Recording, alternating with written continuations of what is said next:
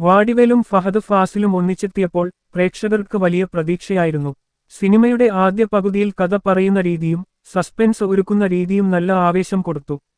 കൃഷ്ണമൂർത്തിയുടെ കഥയും സുധീഷ് ശങ്കറിന്റെ സംവിധാനവും തുടങ്ങിയത് വളരെ ശക്തമായിരുന്നു. പക്ഷേ രണ്ടാം പകുതിയിലേക്ക് കടന്നപ്പോൾ അതേ ശക്തി നഷ്ടപ്പെട്ടു. കഥ പതുക്കെയായി എല്ലാവർക്കും മുൻകൂട്ടി മനസ്സിലാകുന്ന രീതിയിലേക്ക് മാറി. അനാവശ്യ രംഗങ്ങളും കൂടി വന്നതോടെ സിനിമയുടെ രസം കുറയുകയായിരുന്നു. ത്രില്ലർ സ്വഭാവം പതുക്കെ താഴ്ന്നുപോയി.